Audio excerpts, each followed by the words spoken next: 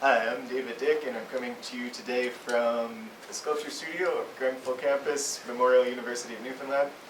Today we're going to be looking at utility knives and how to use them safely and effectively. The Sculpture Studio has a number of utility knives in the main storage cabinet there, and you will find utility knives in most toolboxes at home as well. A really common tool, but probably one of the more dangerous tools, maybe because it doesn't get the respect that it deserves. So first of all, when we're looking at cutting tools, a safe tool is a sharp tool. The thing with utility knife is that it has a continually extendable edge, and you can snap portions of that off as the blade dulls, so you can continue cutting with a sharp edge without having to go sharpen it. The safe way to sharpen or to get a sharp section of blade would be to grip onto the blade. I'm using needle nose pliers here, so I'm gripping onto the blade. I've extended the blade out, and I can see a score line on the blade itself. I've extended that just past the body of the knife, and I'm going to then turn this plier and I'll head the dull portion of the blade.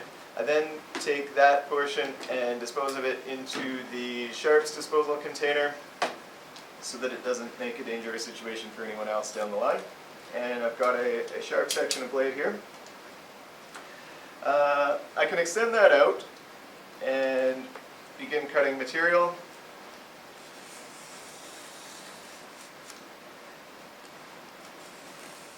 And when we're cutting material, making multiple passes is a good strategy, especially for thicker material. So I can see that's cut through the foam. Foam being a very delicate material to cut. If there was any dullness in the blade, I would be able to see in the form of tears in the material that I had cut. Alright. So this particular blade, we can see that it has come almost to the end of its usable lifespan and needs to be changed. To change a blade, we need to open the back of the knife. I'm going to retract the blade here, and I do that with the sliding lock there. Lock it into place so that it can't come out, and then I'm going to work on opening up the back of the knife. So I've just removed the hatch there, and then with my hands well away from the blade, I can extend that out and remove the old section of blade, and that one will discard as well. I'm going to open up a package of blades here, and just being well aware of where the sharp cutting edges are, I'm pointing them away from myself. I'm going to pull one blade off there and reseal that package. And here again, keeping that cutting edge away from myself, I'm going to insert the new blade into the housing of the knife and reattach the locking mechanism. So it has a small dowel that goes into the hole of the blade there.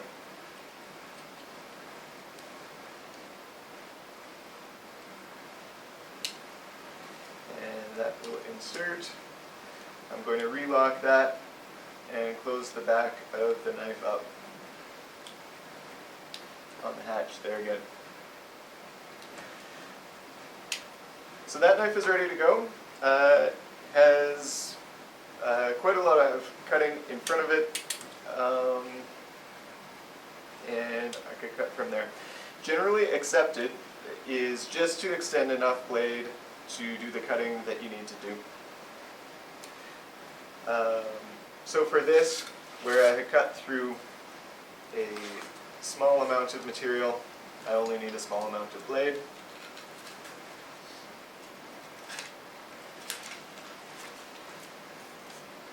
If I was going to cut through a thicker section of material, I would need to extend that blade out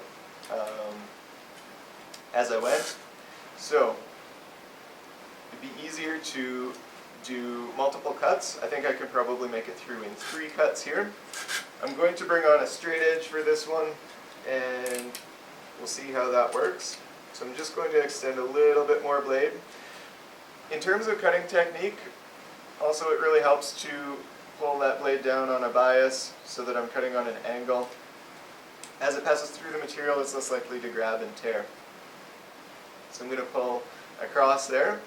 One other note on technique, I have nothing over here, no body parts, no friends, no other delicate materials that I don't want to cut. So if I were to be cutting, and I'm pulling sideways here, if something, say an inconsistency in the material or a breakage of the knife itself, if it were to let go, that force would extend out and could possibly hit something else. So I'm just going to be very well aware of where I'm directing my force. I'm directing it all in that line and moving that way. So I did my first cut there. You can see the material is still attached. And I've got a couple of things I could do. I'm going to extend that blade one more notch and do another cut. And I would prefer to do this way because I can do it with a smaller amount of force on each cut. If I was to try and cut through this entire piece of material, it would require a substantial amount of force and it would be a riskier cut. And probably also would give a little bit of tear out in the material. So I'm going to continue progressing there. And I can see it's still attached, so I'm going to extend it once more and finish my cut there. Now I might want to try and adjust my technique there. I got a little bit of tear out. You can see the top part of the cut was much nicer than the bottom. So what that's telling me, maybe I should do, instead of 3 cuts, I could do 4 cuts and just take my time if I need a really, really pristine cut on that. Alright. So we'll move on to other styles of knives. We have a kind of a pen knife, which is just a smaller version of the same thing.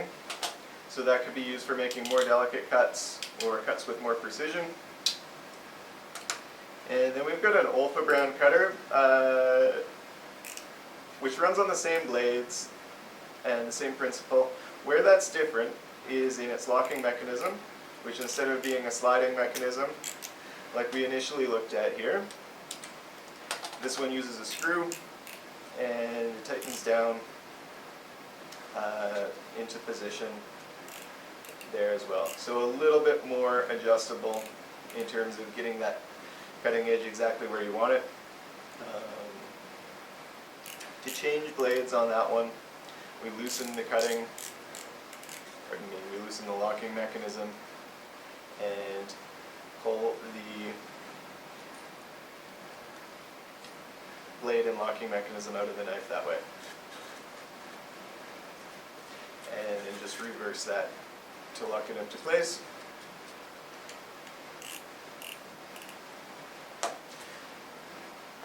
Thanks for watching the utility knife demo.